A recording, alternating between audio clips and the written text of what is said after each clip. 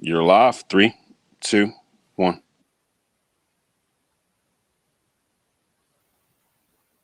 What's up, everybody? I appreciate y'all joining us on this midweek live with Brandon and Blakney. I felt like it was much necessary with the news coming out about Overtime, the multimedia production company, dropping the news about their semi-professional league that will be targeting elite high school players to leave school early. Yes, that's right. Leave school early to earn well over 6 figures, according to reports. I got 2 dope guests with me to get their reaction to this. Jamie Shaw, owner of Absolute Basketball Experience, as well as Marcus Shockley, owner of Netcast Sports and owner of the Winston Salem Wolves as well. Jamie, you've been killing it with your work with Rivals as well, with articles, as well as getting the high school highlights, videos everywhere, man. Marcus, I know you're the OG of this thing when they're talking about broadcasting, seeing some of the best doing the Portsmouth tournament, and I know you have had a lot of experience. So I think you guys will have a lot to share tonight, and I appreciate you both joining me tonight.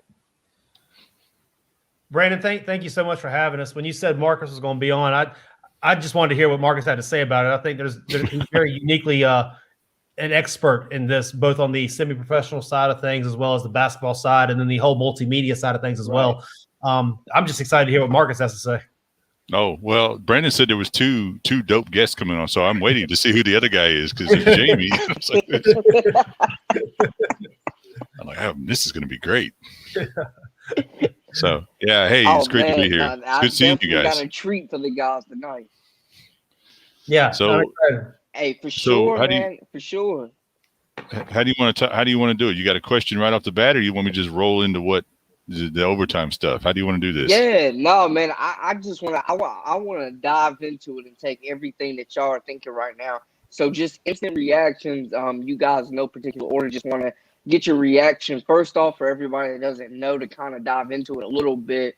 There hasn't been a whole lot of information released about it. There's an article out that was circulating around Twitter talking about the overtime. Now, we've seen leagues in the past. You hear about the Big Baller Brand league that LeVar had a couple years ago. Obviously, the league overseas, the NBL, over in Australia, doing some great things. What are initial reactions from you guys when you hear about this? Go ahead, Mike. My initial reaction is it won't work. I mean, here's the thing, right? It's not even that it's not like it's not the first proposal I've heard for this.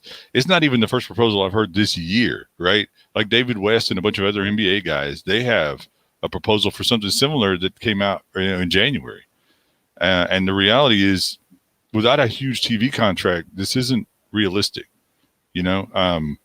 I mean, here's the thing: like every few years or every couple of years, there's a great high school player, Zion and Harry Giles and all these guys. Like right over the years, they're great, but the intrinsic value of a contract with those players is based on the fact that they have this huge built-in market of high major Division I basketball schools that are interested in them, right?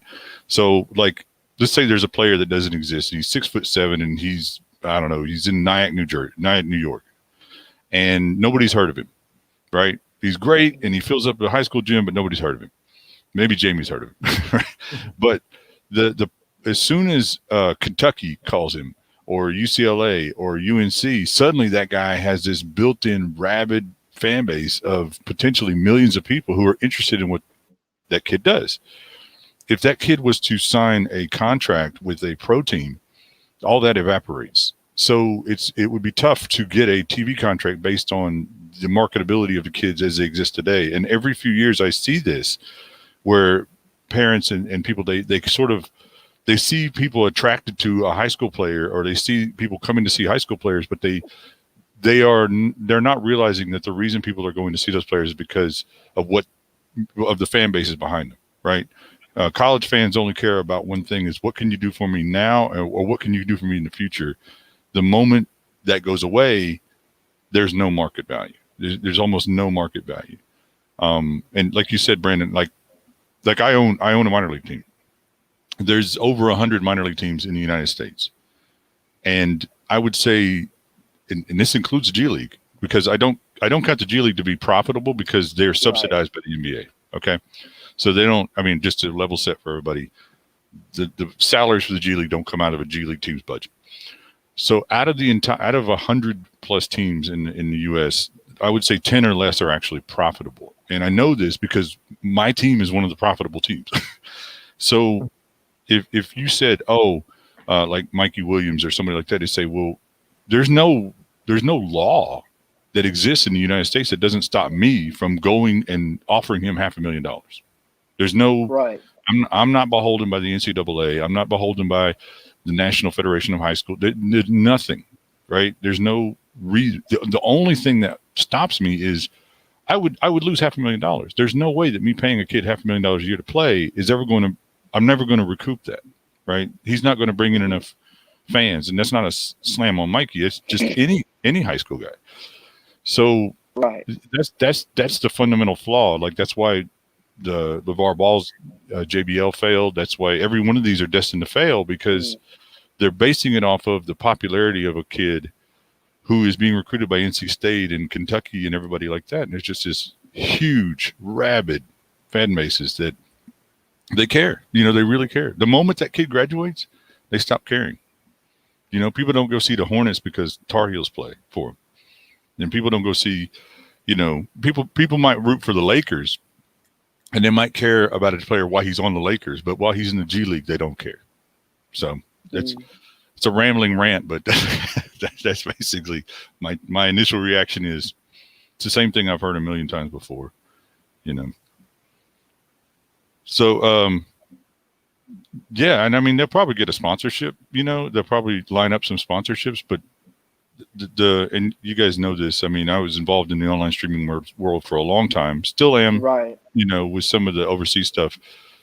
The numbers for a high school game are insignificant to big networks. They're just insignificant. Like even like say like the not to get too down in the weeds here, but let's say the Dick's Sporting the high school championships that ESPN plays every year that we love to watch. Greensboro Day is on there a lot, right? It's great, right? But those might get 90,000 viewers. Those might get 100,000 viewers if they're lucky. They really run about 88,000 viewers, and that sounds great if you were like live streaming on YouTube. You'd be like, "Oh, that's incredible! I got 88,000 viewers." Yeah, but like a WNBA game that gets 200,000 viewers would immediately cause Disney and ESPN to think, what are we doing here? This isn't worth it. Like they don't look at something 200,000 to 400,000 viewers as even being credible or even being viable. So when you consider that a high school game isn't even breaking 100,000, and then you start talking about players that people haven't heard of, and you know there's no marketing. This is why ESPN hasn't made huge investments in covering an entire season. There's the viability of it beyond just lower levels just isn't there. So, and I can keep going, but I probably already. So,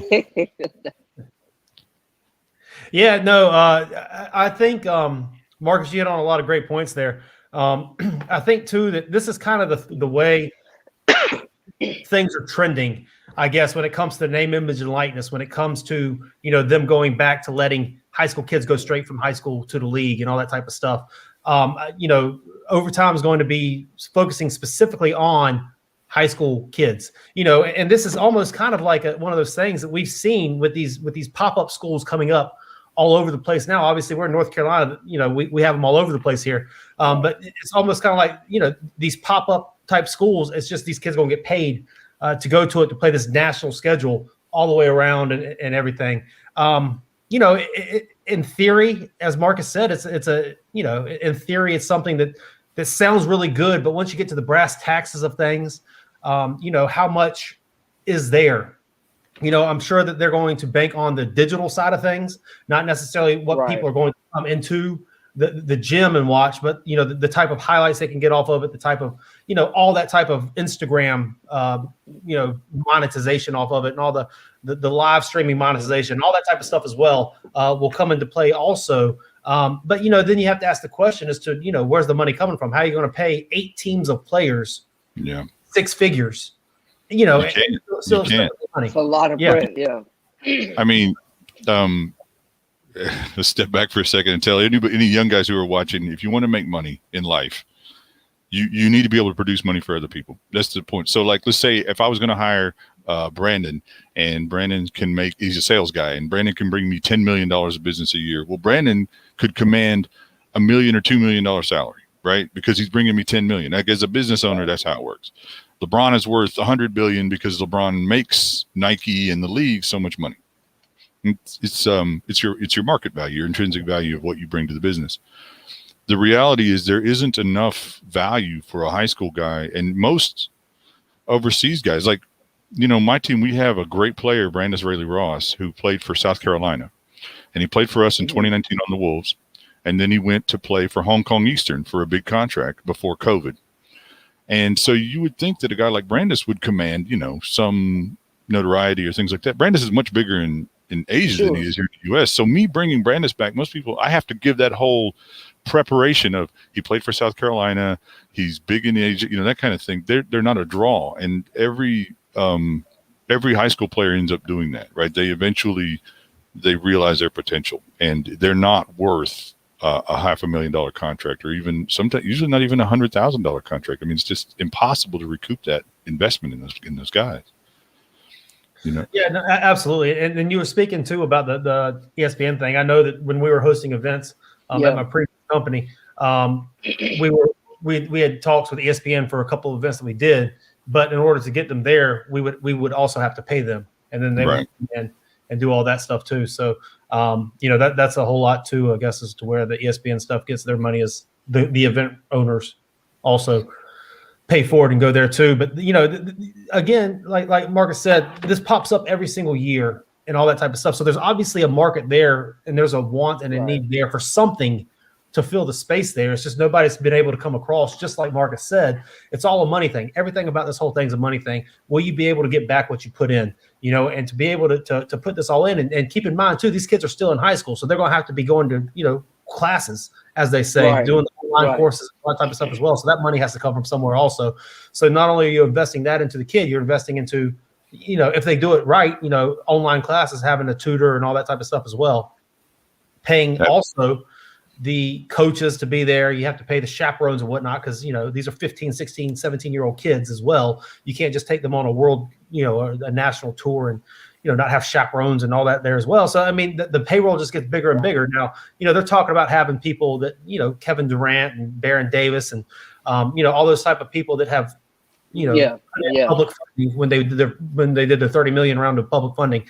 But then again, that money's gonna have to keep coming. And as Marcus knows here also in business, the investors invest when they can see on return. They invest when their money multiplies. They're not going to give money and just keep throwing money away at something, to look good or to gain followers or whatnot. They're going to want to see their money multiplied. So it's all about the money. It's a great concept. It's something that I think, especially if there's an academic side of things as well, how to teach kids to manage their money, how to teach kids to, do all that type of stuff as well, how to be adults, go from high school on the business side of things, because normal high school kids like myself, like I'm sure both of y'all were as well, we don't need to have the same knowledge that I guess a NBA superstar or somebody overseas has, the type of money management, the type of, public speaking type stuff. We don't, their set of skills that they need to learn there is completely different from what, mine were and all that type of stuff as well. So hopefully there's a bit of that too, money management, how to, put the right people surrounding you, all that type of stuff too. That being said, all that stuff costs money. Just like Marcus said, it's a business viability. I'll have to see it work out before it does. You even look at this G League thing. As Marcus said, they're funded by the NBA. NBA put money down. It's kind of the minor league system or whatnot. They haven't even started yet. So these guys this past year, the Isaiah Todd, Kai Soto, Daisha Nix, who are the other two? Jalen Green, Jonathan Kuminga. They haven't even started playing. So it's you're sitting here looking at that. They're halfway through a college season right now with these other guys getting this huge notoriety and everything. And you look on the draft boards, and all of a sudden it's like, one spot, drop one spot, and all that too. So, and that's with NBA funding and everything. So, I think it's a great concept. I think it's something that could be great, because high school is not for everybody. Traditional high school route's not for everybody. Right. Some of these superstar guys that are on the superstar path that you can see are going to be professional basketball players from an early age. High school's not for everybody, but doing this some sort of education type thing and playing basketball and doing like this, it's great in concept, but when it comes down to it, it's all about money and how viable the league is, how long it lasts, and how good it is will all depend upon how much money is there and in place. Yeah, you've hit on something specific, and I'm going to divert just a little bit about the NCAA. I want to be clear about this. The NCAA is a pro league that is using the monopoly. They coined this term. They coined this term student athlete, and they profit off of professional athletes that they can create a professional product from. So I'm not. Jamie's right. Like there absolutely should be an option for people. Like so, I make the argument a lot. If you were a college kid and you can program really well, or I've even known guys who were architects who could get jobs in architecture firms prior to graduating. They could stay on scholarship. Like they could have gone to school for a scholarship in their field, culinary, anything. There's no limitation on them being able to go work professionally and keep their scholarship, except in the world of sports. And it's just because the NCAA has a vested interest in the amount of money that they can make off of those guys. It's not just improper. It should be illegal. So if kids were able to go play in the G League or a minor league and get paid and then come back to school, it would be ideal for them, because a lot of kids, they we all know this. For every kid that makes it to the NBA, there's 1,000 that are hyped and have no chance of making the NBA, no matter how good they looked in high school, right? And they should have a chance to play and ply their trade, as an American in a capitalist society, in a regulated capitalist society. They should be able to go and say, hey, I think I could be really good at this. I can get paid. Somebody's going to pay me $30,000 a year to go play in the G League. And let's say that they go and 2 years later, it turns out, it's not as, this isn't working as I thought. I didn't go straight to the NBA. There really shouldn't be a reason to prevent him from going to college on a scholarship. That's strictly protectionism in place by the NCAA. And I think, too, it's going to be interesting to see how this plays out because the NCAA in the coming years is supposed to pass the name, image, and likeness type stuff to where people can start to make. So who's to sit there and say that if you do go to this high school league and make money off of your name, image, and likeness doing that, and then continue to go on to the NCAAs, go to a Division I college and whatnot, and to just continue on. And also, too, I think the pay structure is going to be interesting to see how overtime actually does end up paying these people, because I can see them going a route, like a Mikey Williams has 2.5 million followers on Instagram, and he, gets 250,000 views every. He's been a main target announced. Yeah. So I wonder if it's like, okay, we can realistically make this much money off of Mikey Williams being in the league. Every single time he comes on screen, he gets 100,000 views. Every single video we put out, he gets this. And every single post that he has on Instagram, he gets, 2 million views. Well, that guy right there, because of his social media impact, is worth $125,000 over the duration of a season. And then it trickles down kind of from there, whereas, say, Brandon Blakney over here, he's got, 7,000 followers on Twitter. He might be worth, $5,000 on the season, duration of the season. So we'll get him and pay him at that and do that. I just wonder as to how the monetary stuff's going to come and how they're going to decipher that out too, to where, because again, it all goes back to everything Marcus said. You have to make money in doing this, and I wonder how they're going to devise it out as to, the pay structure of paying these people and how they, come across, okay, well, we can make this back off of him. This is what we'll give them type of stuff. I mean, there's definitely a market for influencers, right? If he was to, sign with somebody, I don't know how that would carry out, but there's some market there already. I think that I would be worried, and this is sort of an aside, I would be worried that Overtime is trying to get his player rights. Mm-hmm. And so in overseas, and I've worked on some projects like this, and this is a viable project, but I'm not going to delve into the nuances of this as far as player contracts, but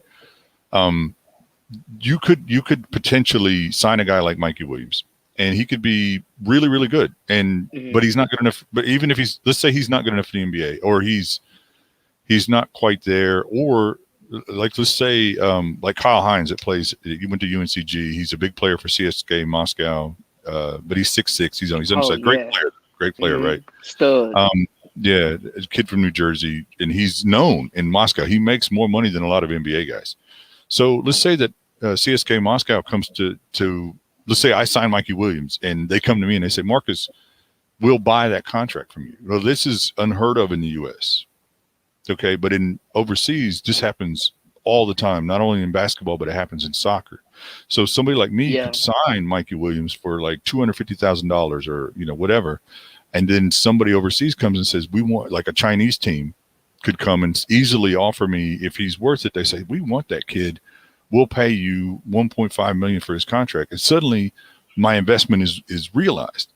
So, and this could work, but I worry that a lot of younger players don't have anybody really advising them to understand. It's like, you could be signing away your player rights.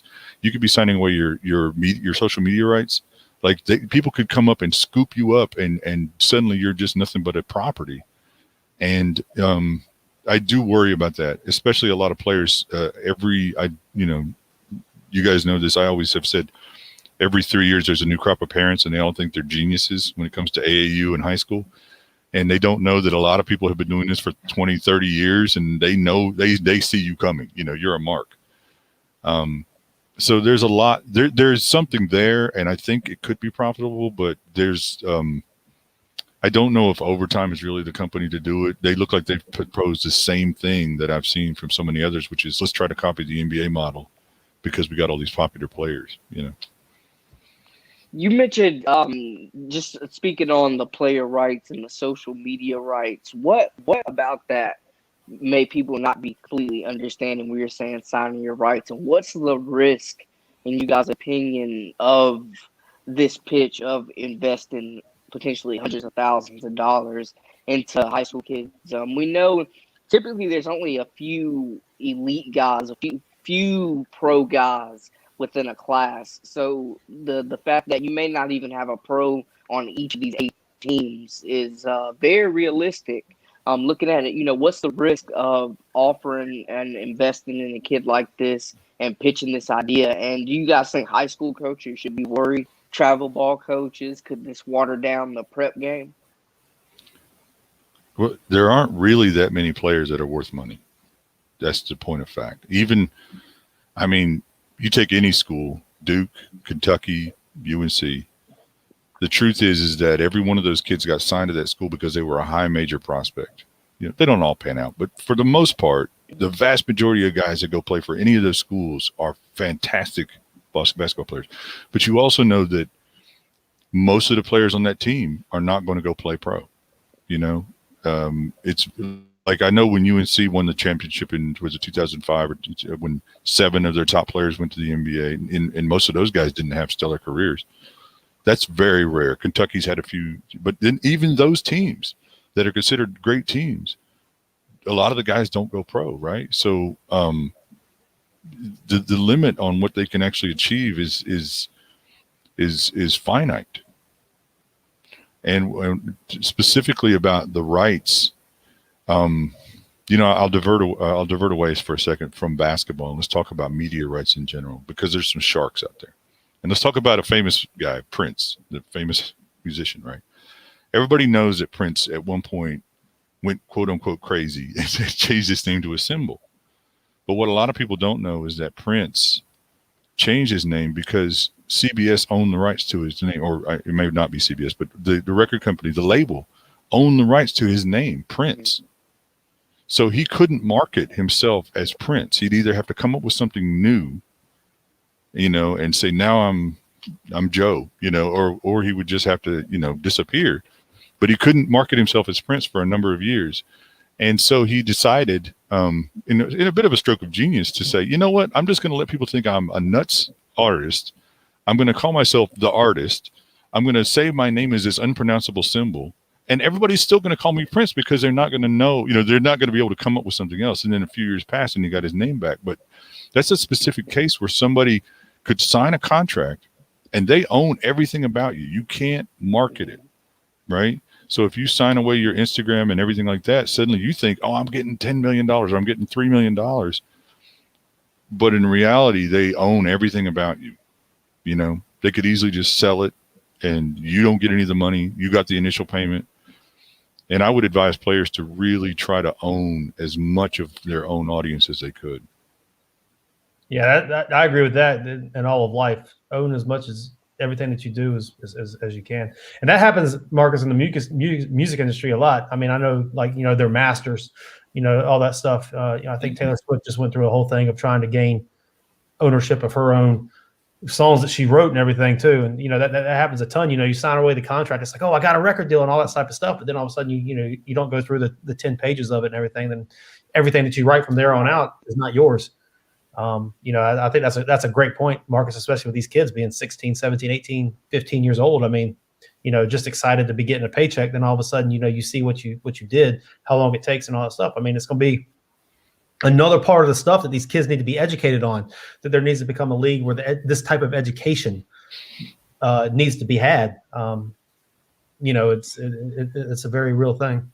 I do know there's some former players that I've talked to that are working on specific projects that are intended to try to track player likenesses and things like that. But it's a vast minefield, and there are major financial interests that benefit from kids making mistakes and from people not having freedom of their life. Like if you sign an NDI, if you sign an NLI to play for Indiana, you aren't thinking. First of all, you know, we could talk about the NLI and the fallacies of that for a while, but no kid is thinking, this is signing away all my likenesses for the next 20 years. And if Indiana wins the championship, my image, you know, say I have a dunk in the championship game, they're going to use my image on posters for the next 20 or 30 years. And I'm going to be I'm going to be a middle-aged man, and they're going to be making still thousands and thousands of dollars off of my likeness and the videos and clips, and I'll be making nothing. They don't think that. They think, hey, I'm signing to play at this college. And they don't think about everything that comes along with it. And there's a lot of litigation coming related to that. This new league is going to have to face that as well. I mean, that right there is why they don't have the college video game anymore. Exactly. Yeah. And I mean, with good cause. I mean, they saw some news on that too. I saw that going around. I think you'll hear a lot about that over the next year. Yeah. I would lie. I'm not going to lie. I know you're going to. I have been in several meetings over the past 6 months. I know you're going to hear a lot about that over the next year. But I think it's justifiable that the colleges have been making so much money off of these kids. It's a minor amount. Like, I don't want to lump in Division II and low major. Nobody wants to be called low major. But, you know, the reality is most colleges don't make a ton of money off their athletic programs. But the ones that do, they make a lot. They have private planes. You know, you don't have private planes if you're just worried about student athletes. And then even the ones that do make a lot are mainly off of 2, possibly 3 sports. Yeah, like football is, you know, Alabama football is just its own country financially. The net worth. What do you got? Sorry, go ahead. Oh, go ahead, Marcus. No, go ahead. What were you? I think the monetary. I'm going to guess, so I'm sure somebody would second check. You would guess me on this, but I would bet that the monetary revenue from Alabama football is probably bigger than a country like, probably bigger than like Uruguay or something like. It's probably bigger than that because like Uruguay probably has the same population as the state of North Carolina, so an entire country probably has less gross national product than just Alabama football. So it's a massive amount of money, and there's a lot of financial interests that stretch a lot more than people just think when they watch it on Saturday. Yep. Speaking on financial interest, we know a lot of these shoe companies are pouring money into schools on the high school and AAU level. Do these elite prep schools and programs on the travel circuit, do they need to be worried? Is this something that could impact them? I don't think necessarily so. And this too, I don't think this will take away from the AAU side of things. AAU is at the top too big of a business right now. I think for these players to be taken away from that. But on the high school side of things, maybe not. I mean, I think we've all hit on the fact that, I mean, gosh, so they're looking to have 8 teams. You assume each team has 10 to 12 players apiece. So that's between 80 and 96 players, maybe. On the, they're going to be doing it throughout the entire country of all the high school stuff. I mean, very, very finite thing. I don't know that necessarily they'll have to worry about it because this already is in place. Like these type of places, schools are already in place. It's just they're not getting paid for it by overtime. But you already have these type of situations, these type of schools, the non-scholastic schools in place. Mm-hmm. So those kids, I mean, I guess that, but those are the kids, I guess, that would be open to doing this, this type of thing. So I don't know that necessarily anybody will be involved with it. And also, too, you brought up the shoe company thing. I should have written down my notes, but to Marcus's point as well, you can just ask the shoe company people too. There's maybe, 7 basketball players maybe out there who push product, who sell shoes, who have the feature lines and all that type of stuff too. All the people are sponsored by this type of shoe, but only really the James Hardens, the LeBron James of the world, maybe Kyrie Irvings of the world. There's maybe 7 to 10 total people that actually move product, that move shoes off the type thing as well. To Marcus's point there, athletes that make money and all that type of stuff. There are very few of those that actually do, and even talking to the shoe companies and all that type of stuff as well.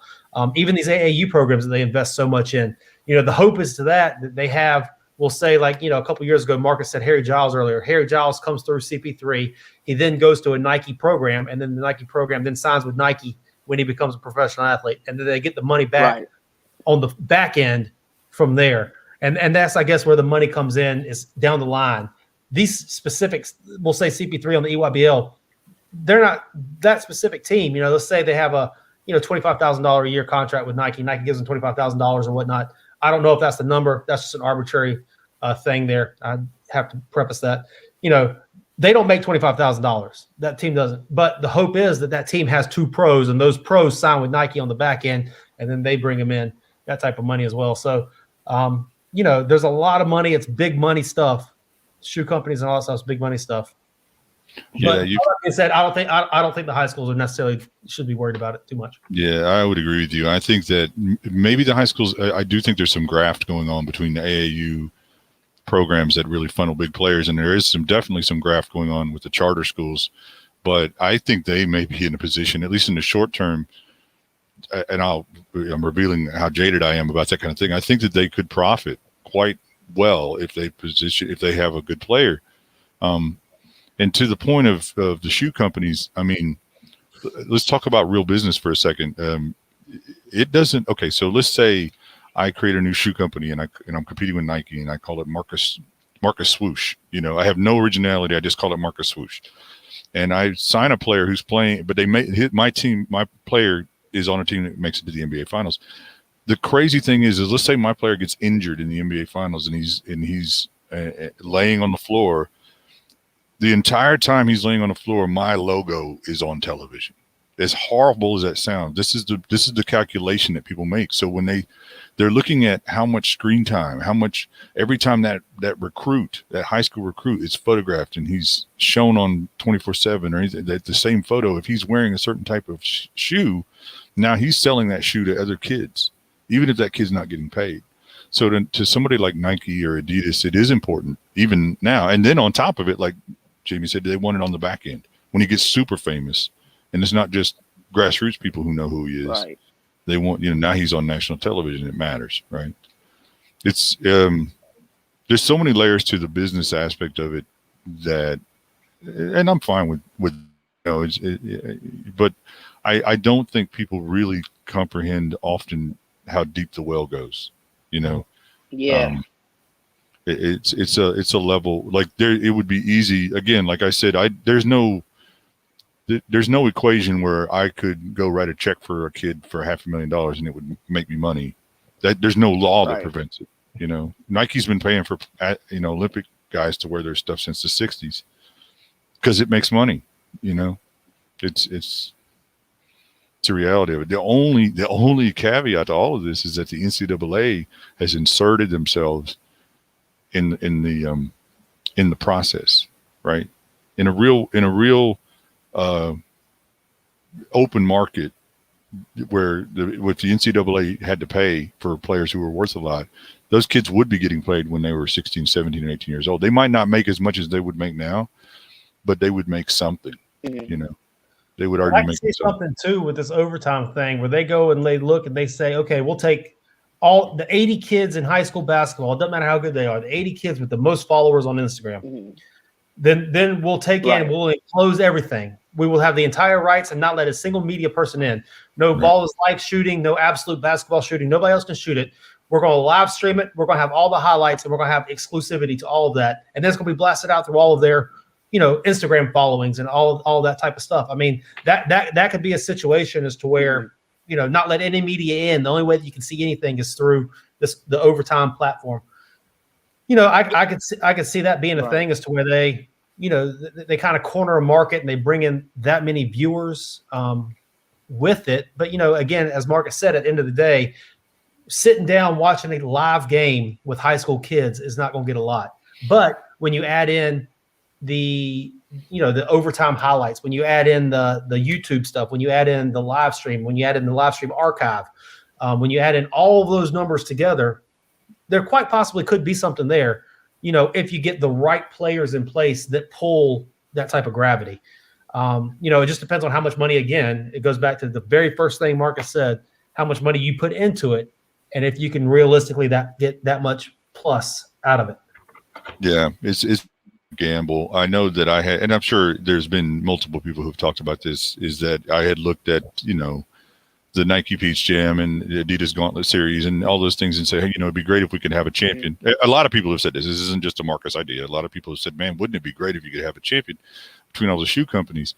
But again, that's predicated on the fact that all those kids are high. They're all high major recruits, right? Like, and this is the really interesting thing. The three of us all have the experience of going to a gym on a Saturday or a Sunday in a cornfield somewhere, and it is 7 a.m. or 8 a.m, and you're the only guy in the gym, and they start playing, and you're literally the only guy there, and you watch all day because you have such a deep interest in the sport, and you really are fascinated with it. But the average basketball person isn't. There's a reason why you're the only person in the gym. There's a reason. So it's like I don't know if you say, okay, if overtime signs Mikey Williams now, great. First year, maybe the first few games, he's popular. But where's the next kid going to come from? Where's the next kid going to come from? Like, he has to play somewhere. And the moment he signs, he loses a massive amount of followers just because he's no longer going to college. And it's very hard to generate star power. Even the NBA is actually based entirely, ever since the 80s, based entirely on star power, right? Like LeBron versus Steph, or KD, like all the drama you hear about KD and Kyrie and James Harden, a lot of that is just fiction because it gets people interested. Like, why else would they watch, right? Like me, I'll watch. I want to see how good, how good the defense is and things like that. But the reality is the NBA learned in the 80s with Bird and Jordan and Magic, like, if we can find these superstars, we can even market the games where people play against the superstars. Joel Spoelstra famously wrote about his time with the New Jersey Nets, that they had such a horrible team. The only way they could sell tickets was to say, come and watch these great stars play against us. Right. And they would sell packages of, like, here's a package. You don't worry about the Nets. Don't worry about the Nets, even though they're the home team. Don't worry about us. Come and watch Michael Jordan play. Come and watch Patrick Ewing play. Come and watch, and those sold. Like, they sold the fact that these other superstars were coming in. And so that's still the same method of promotion that the NBA has today. And overtime would have to duplicate that, David Stern changed the game. We mentioned kids. Oh, go ahead, James. I was just saying, David Stern, that was David Stern's idea, the commissioner of the NBA, to actually, make players superstars and then publish that and publicize that and get people, to buy into that. Now, that's instead of the team game, it was individual game. And people in the NBA, fans of the NBA will follow players. It's rare in the NFL that you have that. They've done a masterful. The NFL's a lot more profitable. The NBA is no longer a second tier league. Right. But the NFL is its own level of financial wealth, and they have really done a masterful job of promoting, like the Carolina Panthers or the Miami Dolphins, or whoever it is, like the New Orleans Saints. Like, people love Drew Brees, people love Aaron Rodgers, that he plays for the Packers. But the moment Aaron Rodgers leaves the Packers, if he was to leave and go to San Francisco, those Packer fans aren't going anywhere, right? They're still going to pull for the Packers. But if LeBron leaves the Lakers, or whoever it is, Steph Curry leaves, when he goes to another team, if LeBron was to come to the Charlotte Hornets, suddenly the Charlotte Hornets would have a massive amount of fans. So it's a completely different way of marketing. And the NFL, I think, actually has done a better job with that, because they don't rely on superstars as much. They do promote them, but they don't need them as much. And I'll tell you too, a thing with that also might be the fact that, with the NBA, you have 5 guys, it's a smaller field, and you can see their faces. Yep. The NFL, they're 22 starters on the field half the time, and they have helmets on, so you can't really necessarily see, the commercialism of who it is or whatnot. Yeah, they don't have as well, the NBA is the only league I'm aware of that has guaranteed contracts across the board. I mean, there are players, that play for major, teams in Korea and China that do have guaranteed contracts, but it's not an absolute. Most players that sign a contract, like if you sign a contract on a Thursday and you fly to Turkey and you play 2 games and they decide, I don't really, he's shorter than I thought he was, or whatever reason, right?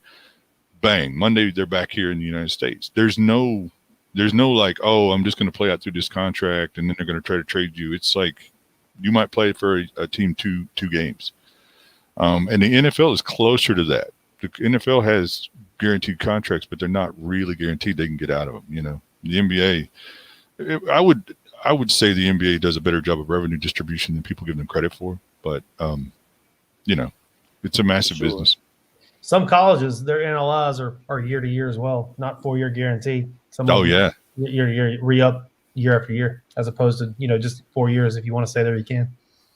Yeah, everything about the college, the big blue blood colleges, and I say this as a guy who is a diehard college basketball fan, who grew up watching everything from the '83 Cardiac Pack to the back-to-back Duke wins to every I think the ACC is the best, so biased, but I can't in good conscience say that college basketball isn't exploiting the players. They absolutely are. They should, at the very least, the blue blood should be, the Power 5 should be paying, at the very least, minimum wage. There's no justification for that, but that's a different topic. So, long term, does the announcement of this league, and as well as the league overseas that we've seen LaMelo and RJ Hampton come from, as well as, other opportunities we've seen, does this shake the NCAA up long term or in the immediate at all?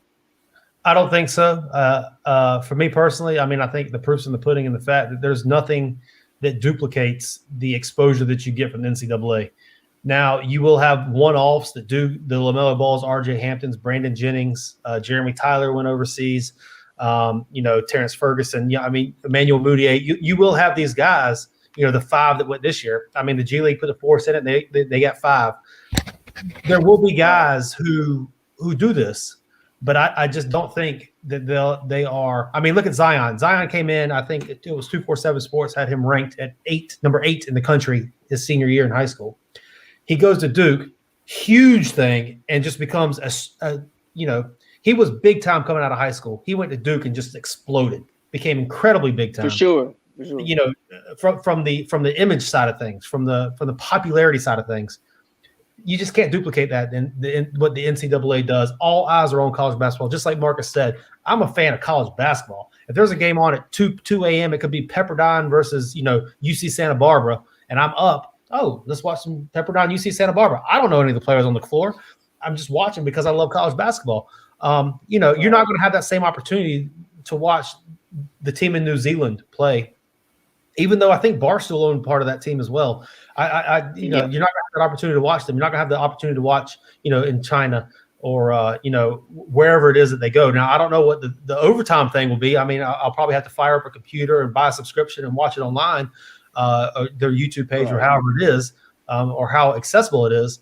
But I just don't think that in most people's cases that you can duplicate the popularity that college basketball.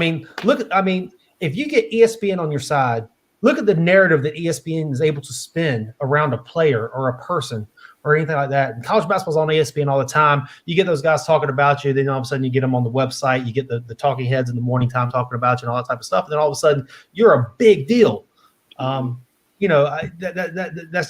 That just can't be duplicated. Now, not everybody blows up. Not everybody goes to NCAA and gets the popularity and all that type of stuff as well. So, and college isn't for everybody. Going that route's not for everybody as well. But if things go right for you, it's just hard to be duplicated.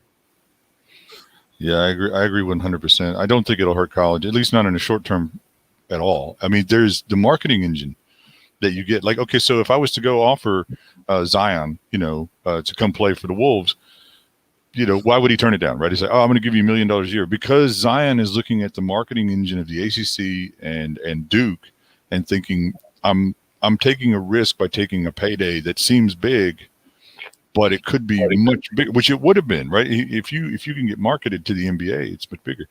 The other thing is that one of the reasons that overseas teams are not a viable option, guys, is because the guys who get the biggest contracts overseas easiest have NBA experience.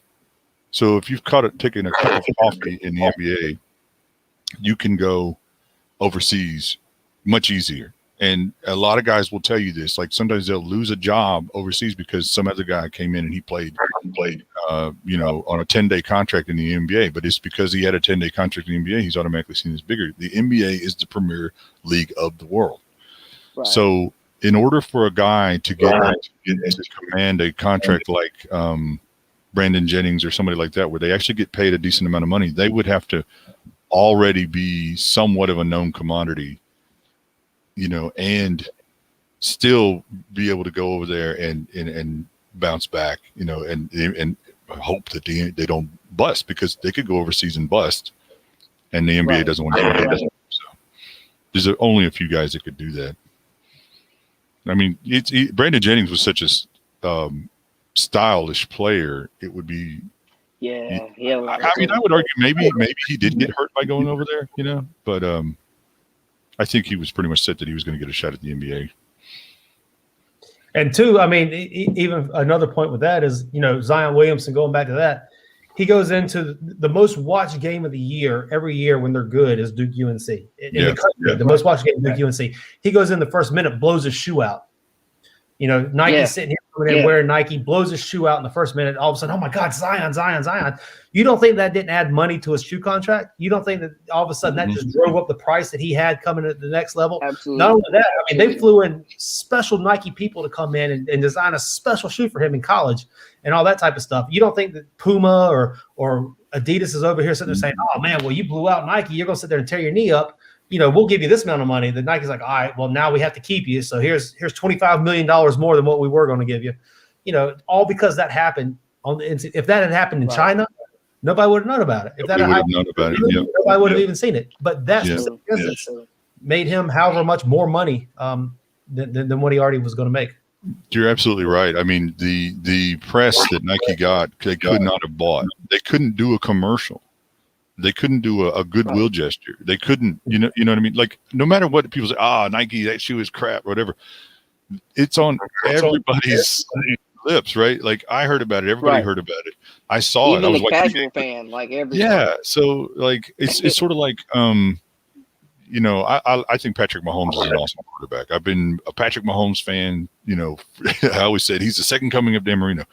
But then, like, he had, when he wins the Super Bowl, suddenly he's a household name, even though the rest of football land knew about him, and said, this kid's super great. It's now he's arrived and he's marketable in a way that no other platform could put him at, and that's the equivalent of like Duke and UNC. You know, like there's only a few ways that you could become a superstar where you raise your stock value and you raise your market value, like Jamie said, like playing in Duke and UNC.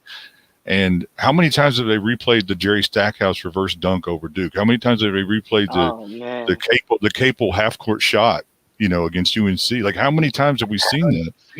And you know, those guys aren't even in the league anymore, but like that is always iconic. Like people, if you ask how good was Jerry Stackhouse, well, he was a great player, but people say, oh, I just remember him being phenomenal because I saw this dunk, right? He's marketable, you know. You can't buy it. You can't buy that kind of stuff. Well, before we guys let you go, man, we know speaking of UNC and Duke coming up this weekend, predictions for the game before we let you guys get out of here. Oh, man. Yeah, I put you on the spot. Where's the game? Where's the game at? I've forgotten. Is it at UNC or at Duke? I think it's at UNC. I'm gonna go with Duke. I believe. UNC is coming off of a big loss tonight too to Clemson. They're going to be ready to bounce back and all that type of stuff too. Duke just got Jalen Johnson back, playing and everything. The game, it's amazing that this game is even more interesting at this point in time now when neither team is good. Neither team is ranked. It's at Duke, guys. Just a heads up. It's at Duke. Both teams are down and all that type of stuff. And this game is even – it's intriguing as all get out because it's like, oh, my God, well, who's going to win, you know, the battle of Duke UNC when neither one of them are ranked? If it's at Duke, I say it's a lean. I don't know. What's Jason the over and under on this thing, Marcus? Jason Capel once said it perfectly because it was. I think it was he was on that year for UNC when UNC won 8 games. I think it was close to it. They were not good that year, and they were getting ready to play Duke, and he just said it doesn't matter. You could throw the records out the window, and I think they almost beat Duke that year. Or maybe I don't remember if they did, but it was much closer than you would anticipate. You can't overlook a rivalry game. Roy Williams is an extremely good coach, regardless of what people think, as is Krzyzewski. But it depends on UNC's. It depends on UNC's guard play. It depends on UNC's guard play. If UNC's guards can do all that type of stuff, I think they can win the game. Depends on if Caleb Love steps up and RJ stays where he's at, and they can make some perimeter jump shots. UNC could stay in the game. You look at it on paper, I think Duke's more talented and all that stuff. Duke's at home and everything, but just like Marcus said, there's something about, you know, a rivalry game when you throw all that stuff out the window. And no fans, right? No fans. Yeah, that big edge usually to Duke. Speaking of fans, man, Brandon, courtside Karen. How fun was that? Oh man, no. Speaking of fans, how great was that? I died. I woke up this morning. I swear to God, I spent an hour and a half scrolling through Twitter, just looking at all the funny things. That killed me. How would you guys handle a courtside Karen in that situation? Oh, I've had them removed. I've had guys thrown out. I mean, that's what they did. I mean, happily have them thrown out. But I don't know. How do you have such a limited amount of fans and like 80% of the fans in the building are jerks? Like there's only 3 fans here and 2 of them are yelling at how did you get here? Yeah, no, that was amazing. Apparently LeBron had words with the husband, and then the wife just jumped in and started going in, and then went back on social media later and stuff. It's just like, oh my gosh, lady, does that involve you? What are you doing? I don't get it. I don't get fans, especially at like arena football games and stuff like that. They're right on top of the players. It's stressful. I mean, I know. When I played sports, you do tend to tune out a lot of the fans. Even guys are yelling at you stuff, you don't hear it. Right. And I got yelled at a lot. From the video, watching the video, I was like, man, they said some nasty things about me in the game. So I didn't hear that at all. Yeah. But when you're in the zone, you don't just doze right past you. You say zone. My coach used to say sleepwalking, but I don't know, man. I think those people should be banned. Why are they courtside? You get some guys in there, get some people in there that are really going to be fans of the game. Yeah, it's one of those things where it's like it's a tough thing because it's one of those things. It's like the fan comes in and just like if they're in the supermarket. I mean, do you think this guy would be yelling at LeBron James if they were like together in the park or something? No. Without the confines. Exactly. But he has the right to. He has the right to. Yeah. He paid his money. Just like LeBron has the right to react however he wants to react to it and do all that. It just becomes a time when at the end of the day, take everything else aside. That's one man yelling at another man, and whatever happens, they're within their rights to be able to do so. Now, there could be some repercussions on the backside of it, some legal things and whatnot. But it is what it is. If you're balling up enough to yell at somebody and say some derogatory things, and you can't be mad when they come back at you. Yeah, I think the players, one thing that I would ask people to understand is that the players are in a position where they can't react as you or I would. Like, I could get arrested if I take a swing at a guy, but the truth is they have an image and people are desperately trying to find things that these guys do. And that's been that way for a long time. I know Jim McMahon said that, he got taken and there was a famous photo that was in the paper of him shooting somebody the bird. And what had happened, he said what had happened. Somebody followed him around for hours, just harassing him, harassing. And finally, they followed him out to his car, like in the parking lot, stuff like that. And he just shot the guy the bird, and that's the photo that makes it in the paper, right? So these guys they don't have the freedom that we have. Like I could shoot somebody the bird, which I would not do. I'm a very classy guy, but nobody would. No, even if somebody took a photo of it, who's that guy? Yeah. But if you're a player, it can cost you endorsements. You can get fined by the league. You're a public persona.